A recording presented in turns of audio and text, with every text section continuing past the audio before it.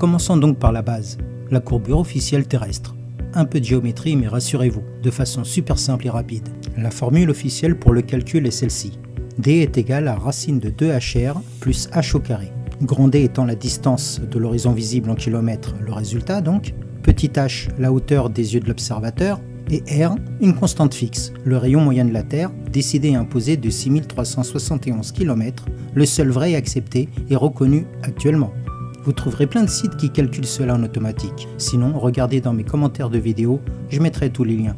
Ce qu'il y a d'important à retenir dans cette formule, c'est d'abord qu'en géométrie entre autres, dès qu'il y a des carrés ou des racines, les résultats sont souvent exponentiels. Un exemple concret.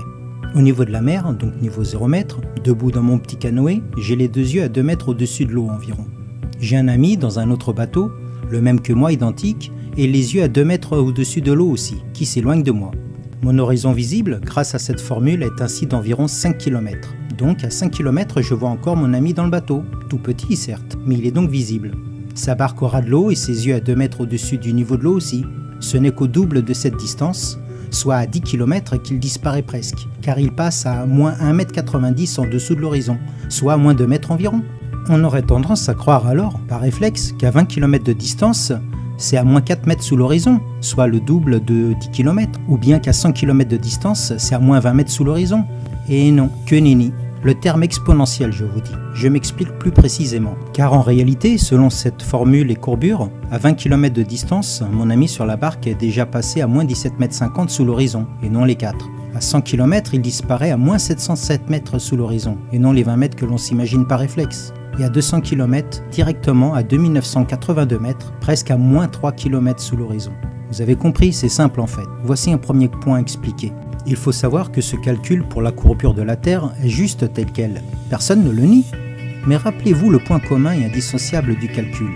C'est valable tel quel si et seulement si le rayon de la Terre ou le radius pour les matheux est bien de 6371 km, comme dit officiellement, de rayon moyen dans la courbure terrestre.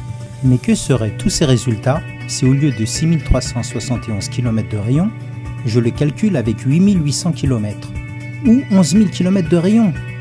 Tout serait bien différent, non? La Terre ne nous semblerait-elle pas plus plate que prévu? Par contre, cette première photo-ci permet de s'interroger vraiment sur notre réalité. Ce cliché des bâtiments de la skyline de Chicago a fait parler d'elle fortement. Les médias, étrangement bien intéressés tout d'un coup, ont repris aussitôt l'info, mais en la déclarant comme mirage et effet d'optique. J'ai appris qu'un mirage est généralement flou avec peu de détails et déformait même les images ou les inversait comme dans une chambre noire.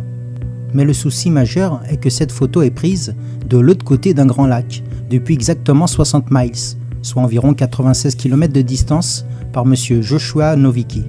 Ce cliché ne devrait pas pouvoir exister via la formule officielle, car à 96 km, le sol est à moins 633 mètres sous l'horizon selon la formule précédente.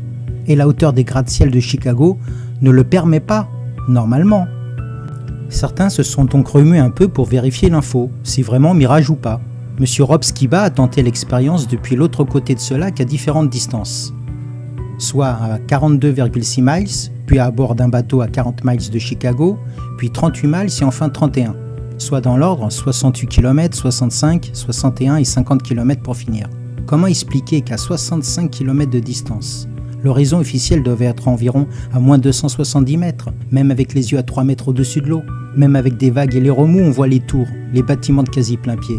Va-t-on me raconter que c'est encore un mirage? Ou cela démontre bien et simplement que le rayon de la Terre est faux, si je vois cela? Ce n'est pas le seul cas répertorié. De nombreux cas sont en cours de divulgation. Ensuite, pour ceux qui croient encore que la NASA donne de vraies images, je ne vais